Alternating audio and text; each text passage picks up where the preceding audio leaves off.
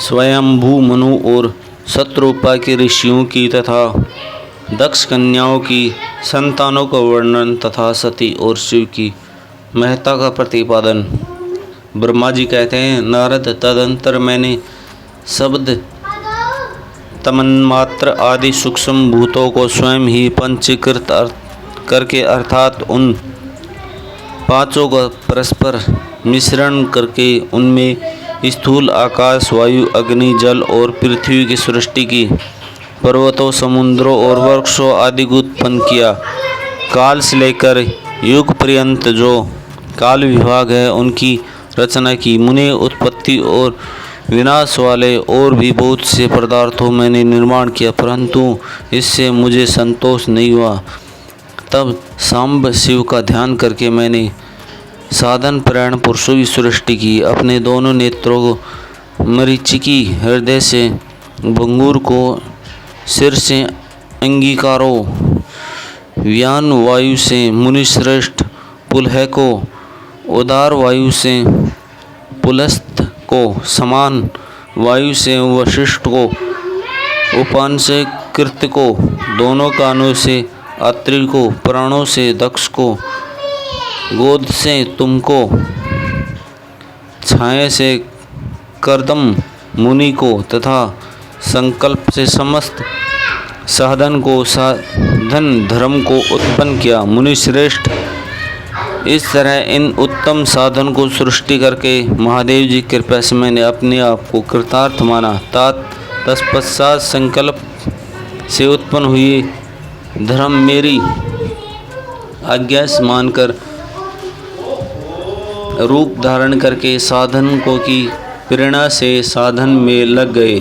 इसके बाद मैंने अपने विभिन्न अंगों से देवता, असुर आदि के रूप में असंख्य पुत्रों की सृष्टि करके उन्हें भिन्न भिन्न शरीर प्रदान किए। मैंने तदंतर अंतर्यामी भगवान शंकर की प्रेरणा अपने शरीर को दो भागों में विभक्त करके मैं दो रूपों वाला हो गया। नारद, आधे शरीर में स्त्री हो गए, आधे पुरुष। उस पुरुष ने उस स्त्री के गर्भ से सर्वधान समर्थ उत्तम जोड़े को उत्पन्न किया। उस जोड़े में जो पुरुष था वहीं स्वयं भू मुने के नाम से प्रसिद्ध हुआ। स्वयं भू मनु उच्च कोटि के साधन हुए। जो स्त्री हुई वह शतरूपा कहलाई। वह योगिनी एवं तपस्विनी हुई। तात मुनेन वैवाहिक विधि से उत्पन्न सुंदरी शतरूप का पाणी ग्रहण किया और उससे मैं मैथुन जनित सृष्टि उत्पन्न करने लगा। उन्होंने शतरूपा से प्रियव्रत और उत्तारपाद नामक दो पुत्र हुए। 3 कन्याएं उत्पन्न हुई। कन्याओं के नाम आकृति, देवहूति, प्रस्तुति। मुनेन आकृति विवाह प्रजापति रुचि के साथ किया। मझली पुत्री देवहूति क्रम को ब्याह दी तथा उत्तरपाद की सबसे छोटी बहन प्रसूति प्रजापति दक्ष को दे दी।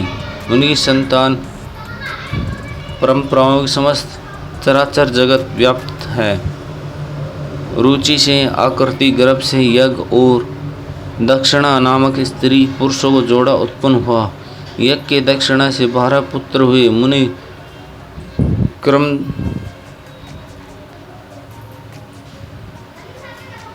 कर्दमा द्वारा देवहूति के गर्भ से बहुत ही पुत्रियां उत्पन्न हुई। दक्ष के प्रसूति से 24 कन्याएं हुई। उनमें से सरदा और 13 कन्याएं विवाह दक्ष ने कर्म के साथ कर दिया। मुनीश्वर धर्म की उन पत्नियों के नाम सुनो। सरदा, लक्ष्मी, दुरुति, तुष्टि, पुष्टि, मेघा, क्रिया, बुद्धि, लजा, वसु, शांति, सिद्धि और कीर्ति। ये सब 13 हैं। इनमें छोटी जो शेष 11 सुलोचना कन्याएं थी उनके नाम इस प्रकार हैं: ख्याति, सती, संभूति, स्मृति, प्रीति, क्षमा, संति, अनसुईया, ऊर्जा, स्वाहा तथा सौदा। भंगु, शिव, मरीचि, अंगिरा, मुने, पुलस्त्य पुलह मुनिश्रेष्ठ कृति। अत्रि वशिष्ठ अग्नि और पितरों ने क्रमशः ख्याति आदि कन्याओं को पाणी ग्रहण किया। भृगु आदि मुनिश्रेष्ठ साधक हैं, इनकी संतानों से चराचर प्राणियों सहित सारी त्रिलोकी भारी हुई। इस प्रकार अंबिकापति महेश जी की आज्ञा से अपने पूर्व कर्मों के बहुत से प्राणी असंख्य श्रेष्ठ द्विजुगों के रूप में उत्पन्न हुए। वल्लभ भेद से दक्ष के 8 कन्याएं बताई। उनमें 10 कन्याओं का विवाह उन्होंने धर्म के साथ किया। 27 कन्याएं चंद्रमा की विवाह दी और विधि पूर्वक 13 कन्याओं के हाथ दक्ष ने कश्यप के हाथ में दे दिए।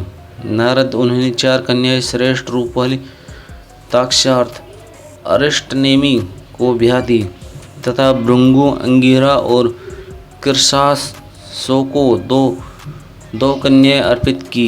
उन स्त्रियों से उनके पतियों द्वारा बहुत संख्या चराचर प्राणियों की उत्पत्ति हुई। मुनिश्रेष्ठ दक्ष ने महात्मा कश्यप को जिन 13 कन्याओं का विधि पूर्वक दान किया था, उनकी संतानों से सारे त्रिलोकी व्याप्त है। यथावर और जंगम कोई भी सृष्टि ऐसी नहीं है जो कश्यप की संतानों से शून्य हो। देवता, ऋषि, दैत्य, वृक्ष, पक्षी, पर्वत तथा तृष्णलता आदि सभी कश्यप पत्नियों से पैदा हुए हैं। इस प्रकार दक्ष कन्याओं की संतानों से सारा चराचर जगत व्याप्त है। पाताल से लेकर सत्यलोक पर्यंत समस्त ब्रह्मांड निश्चित ही उनकी संतानों से सदा भरा रहता है, कभी खाली नहीं होता। इस तरह भगवान शंकर की आज्ञा से ब्रह्मा जी ने भली भांति सृष्टि की।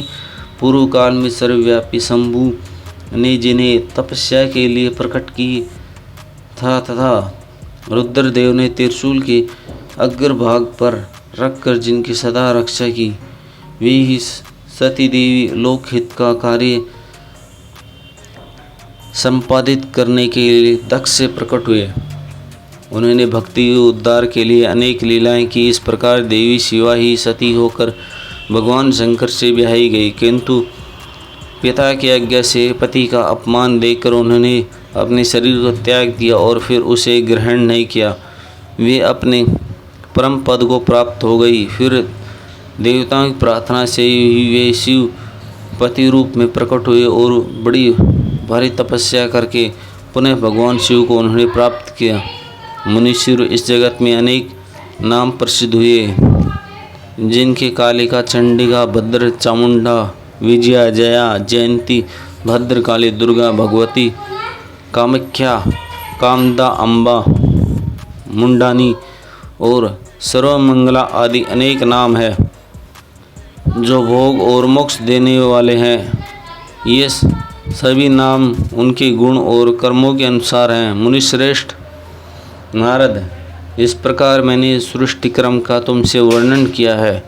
ब्रह्मांड का यह भाग, सारा भाग भगवान शिव की आज्ञा से मेरे द्वारा रचा गया। भगवान शिव को परम ब्रह्म परमात्मा कहा गया। मैं, विष्णु तथा रुद्र, ये 3 देवता गुण भाग से उन्हीं रूप बताए गए हैं। वे मनोरम शिवलोक में शिव के साथ इस संबंध विहार करते हैं। भगवान शिव स्वतंत्र परमात्मा हैं। निर्गुण और सगुण वे ही हैं।